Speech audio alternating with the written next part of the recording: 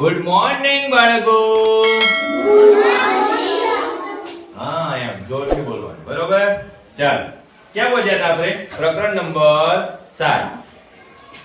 ધોરણ 6 નો ક્લાસ છે, એમાં અપૂર્ણાંક સંખ્યાઓ ચેપ્ટર નું નામ છે. ક્યાં પહોંચ્યા હતા? 7.1 પૂરું કરી દીધું ને? એના પછીનો તરતનો પોઈન્ટ શું છે? શુદ્ધ અપૂર્ણાંક. કોને કહેવાય ભાઈ શુદ્ધ અપૂર્ણાંક? અપૂર્ણાંક કોને કહેવાય ભાઈ? તો કે અંશ અને છેદથી જે બનતી સંખ્યા હોય, શેનાથી બનતી સંખ્યા હોય? અંશ અને છેદથી જે સંખ્યા બને એને અપૂર્ણાંક કહેવાય. અંશ અને છેદ આ જે સંખ્યા બને ને એને અપૂર્ણાંક કહેવાય. જો કેટલા આ બધા અપૂર્ણાંક હશે. છે અપૂર્ણાંક? કઈ અલગ દેખાય તમને આમાં? કઈક સામ્યતા દેખાય, કઈક સરખાપણું દેખાય.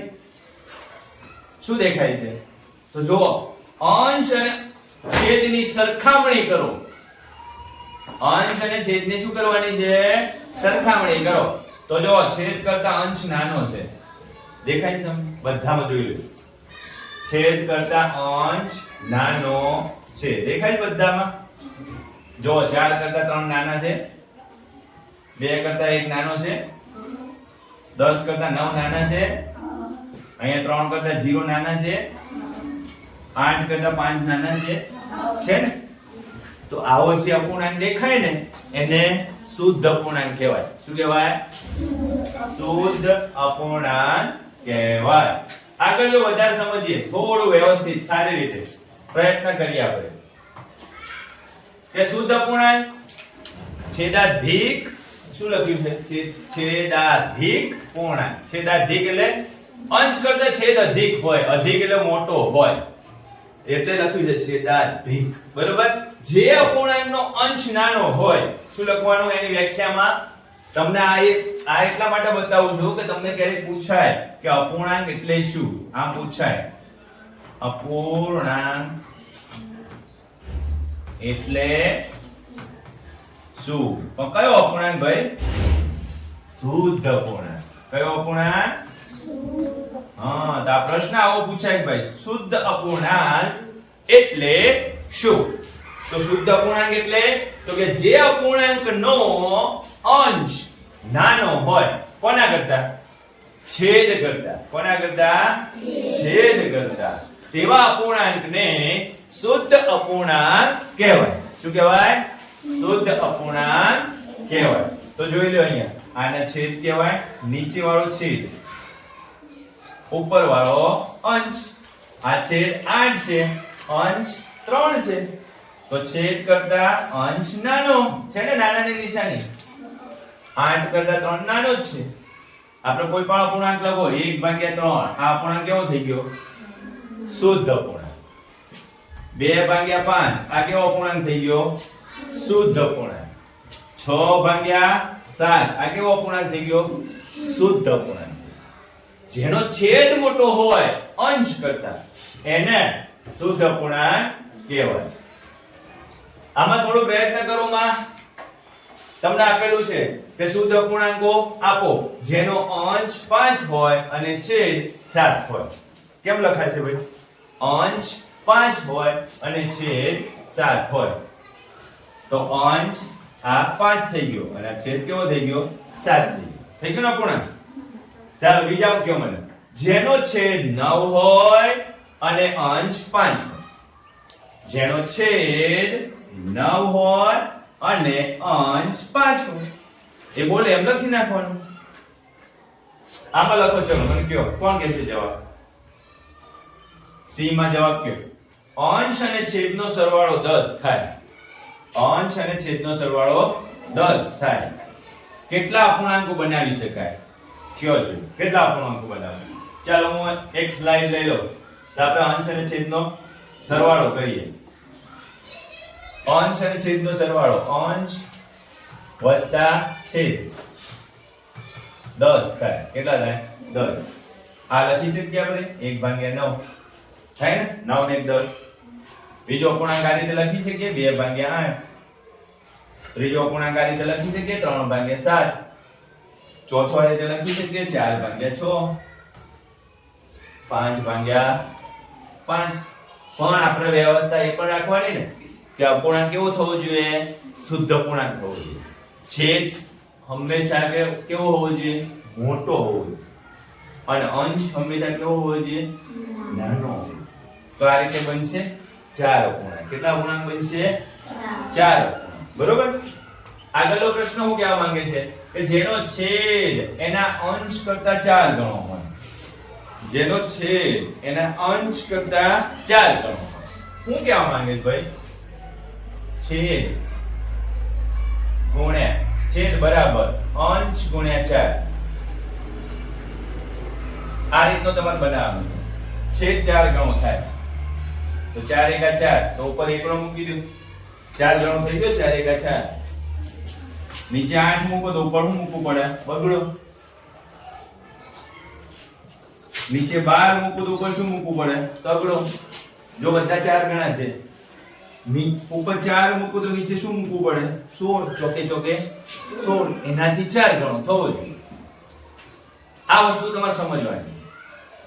તમને જેવું અહીંયા ગુણધર્મની રીતે કે એવું તમારે ત્યાં બનાવો. અહીંયા તમને શું આપી દીધું છે? ગુણધર્મ આપ્યો છે. એ શાબ્દિક ભાષામાં લખીને દીધું છે અને તમારે શું બનાવવાનું છે? એને ગાણિતિક ભાષામાં ફેરવવાનું છે. ચાલો બીજું લો. એક અપૂર્ણાંક આપેલ છે, તેને જોઈને તમે કેવી રીતે કહી શકો કે આ અપૂર્ણાંક 1 થી નાનો છે કે 1 ને સમાન છે? કઈ રીતે કહી શકો? જો આ બે અપૂર્ણાંક આપેલા હોય, આ અને આ 1 છે, બરાબર 1 થાય. આ થાય ને, આનો જવાબ 1 થી નાનો આવે. જે શુદ્ધ અપૂર્ણાંક હોય ને એનો જવાબ 1 કરતા નાનો આવે. કેનો છેદ મોટો આપેલો હોય અંશ કરતા, એ હંમેશા એનો જવાબ શું આવશે? 1 કરતા નાનો આવશે. યાદ રાખજો. પછી શું કહે છે કે કોઈ પણ એકનો ઉપયોગ કરી ખાલી જગ્યા પૂરું. કોઈ પણ એક એટલે એક લખવાની, આ નિશાની આપી છે ને, આ ગ્રેટર ધેન છે, આ લેસ ધેન છે અને આ બરાબર છે. એનો ઉપયોગ કરીને આપણે ખાલી જગ્યા પૂરવાની છે.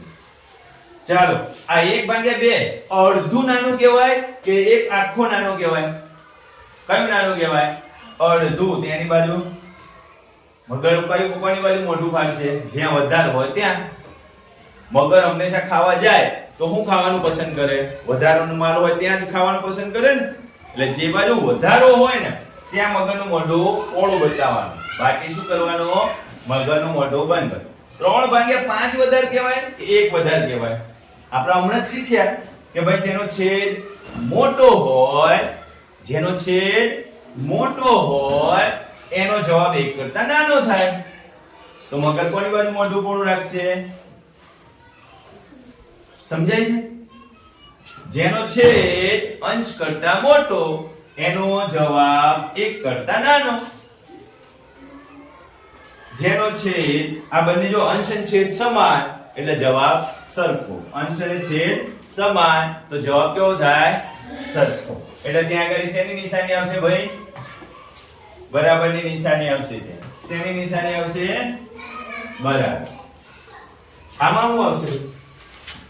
છેલ્લામાં 2005 અને 2005 અંશ અને છેદ બંને સરખા છે તો વચ્ચે શું જવાબ આવશે? બરાબર. શેની નિશાની આવશે? બરાબર. કેમ? તો કે અંશ અને છેદ સરખા હોય એટલે જવાબ કેટલો આવે? 1. જવાબ કેટલો આવશે? 1. આગળ જોઈએ. જો અત્યાર સુધી આપણે શુદ્ધ અપૂર્ણાંકની વાત કરી.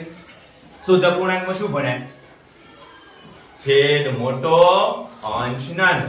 બોલો, છેદ મોટો, અંશ નાનો. બોલો જોરથી. છેદ મોટો, અંશ નાનો. હવે એનાથી ઉલટું.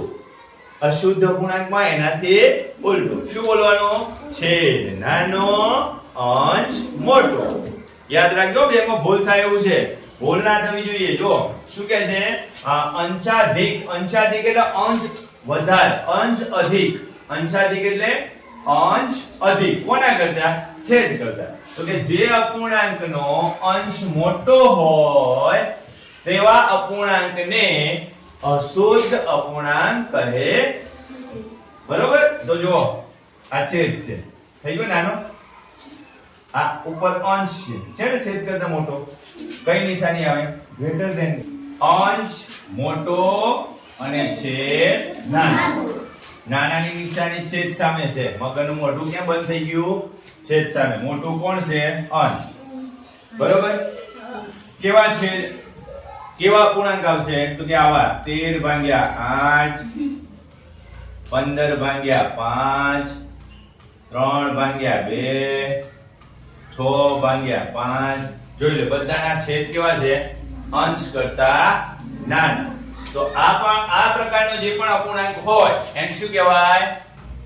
અશુદ્ધ અપૂર્ણાંક. કેવો અપૂર્ણાંક કહેવાય? અશુદ્ધ અપૂર્ણાંક. ચાલો જો અશુદ્ધ અપૂર્ણાંક. બધા મિત્રો બેઠા છે ને, આપણે હમણાં મધ્યાહન ભોજનમાં નાસ્તો કરીને આયા, એવી જ રીતે અહીંયા નાસ્તો કરવા બેઠા છે. જો કંઈક અલગ બધું લાયા છે. ભાઈ સંજય, આ ધ્યાન રાખ. આની જોડે જમવાનું છે, આની જોડે સેન્ડવિચ છે, આ સફરજન છે, આ કંઈક રોટલી શાક લાવ્યો છે, આ કંઈક ઇડલી લાવી હોય, એ જે લાવ્યા હોય. બરોબર?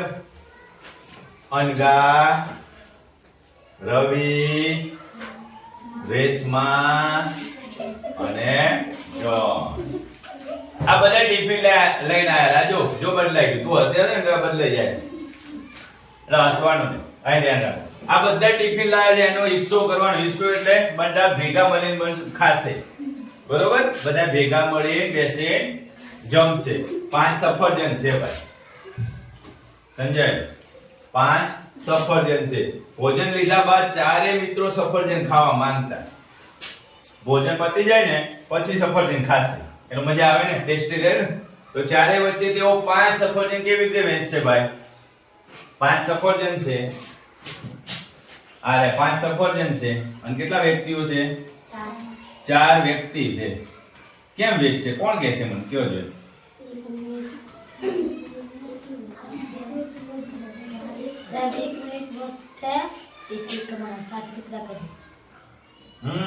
એક આખું લઈ લેશે. લઈ લે ને એક આખું, અને એકના 4 ટુકડા. Very good. ખબર તો પડવા માંડી, આવડી ગયું હે ને. એક હોય ને 4 ફાડિયા કરી દે હે. 4 ફાડા કરે એટલે એક ભાગમાં લઈ લે હે ને, એક અને એક આખું લઈ લે. એટલે એને મજા આવી જાય ને. રાજુ મોઢામાં પાણી આવી ગયું છે. જો આ વેચી દીધું હે ભાઈ. અનગાન ભાગમાં આટલું આવ્યું, એક આખું અને એકનો ચોથો ભાગ છે ને. એક આખું અને એકનો ચોથો ભાગ છે ને. એક આખો એકનો ચોથો ભાગ. અહીંયા એક આખો આ એકનો ચોથો ભાગ છે ને. સંજય, તાર મોઢામાં શું પાણી આવી ગયું? આપણે રવિને કહીએ કે રાજુને આપશે, પણ આ રેસમાં તો કઈ સંજયને નહીં આપે, એના જ પાડે. એટલે સંજયનો મેળ આવશે નહીં. બીજી રીત બીજી કઈ રીત કરશું? બધાય સફરજનના 4 ટુકડા કરી નાખો. 5 સફરજનના શું કરી નાખવાના? 4 ટુકડા કરી નાખો. એટલે કેટલા ટુકડા થાય? 5 ઓર 20. બધાય ભાગમાં કેટલા આવી જાય? 5 આવી જાય છે. બધાના ભાગમાં 5 ફાડિયા આવી ગયા, 5 ટુકડા આવી ગયા, હરખો ભાગ થઈ ગયા. અપૂર્ણાંક શુદ્ધ હોય કે અશુદ્ધ હોય, તમારે ભાગ હરખા પાડવાના છે. પછી સમાપ્તિ રિહાઈ જાય એવું કરવાનું નહીં.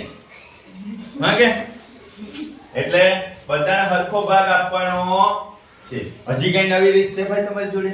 બીજી સફરજનના 4 સરખા ભાગ પાડવાના.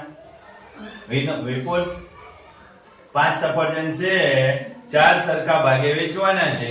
અહીંયા ચોપડીમાં તમને આ બે રીત આપેલી છે. તમારી જોડે કોઈ નવી રીત છે? અહીંયા જો એક આખું હતું, એના 4 ટુકડા કર્યા છે. કર્યા 4 ટુકડા? એ જ રીત બતાવે છે. બીજી એક પણ રીત છે. આ કેવો અપૂર્ણાંક છે ભાઈ? 3/2. અંશ મોટો છેદ નાનો. કેવો અપૂર્ણાંક થાય? અશુદ્ધ અપૂર્ણાંક. અંશ મોટો છેદ નાનો, અશુદ્ધ અપૂર્ણાંક. કેવો અપૂર્ણાંક થશે ભાઈ? અશુદ્ધ અપૂર્ણાંક. યાદ રાખજો, વારંવાર આપણે બોલતું રહેવાનું, એનો વાંચતું રહેવાનું. એક નંબરનો પોઈન્ટ આપ્યો છે કે છેદમાં 7 હોય. છેદમાં કેટલા હોય? 7. છેદમાં લખી નાખી. અંશમાં 5 હોય. તાર કયો અપૂર્ણાંક થયો ભાઈ? અંશ કરતા છેદ નાનો થઈ ગયો, તો આ તો શુદ્ધ અપૂર્ણાંક થઈ ગયો ભાઈ. આ કયો અપૂર્ણાંક થઈ ગયો? ઉલટું હોય તો અંશમાં 11 છેદમાં 5. અંશમાં 11 છેદમાં 5. આ થઈ ગયો અશુદ્ધ. બે માં ડિફરન્ટ સમજજો ભાઈ, ભૂલ ન થાય. બંનેમાં તમારે તફાવત સમજવાનો છે. શું કહેવા માંગે છે? પહેલામાં શુદ્ધ અપૂર્ણાંક હોય તો નીચેવાળી સંખ્યા મોટી થાય, અશુદ્ધ અપૂર્ણાંક હોય તો ઉપરવાળી સંખ્યા મોટી થાય.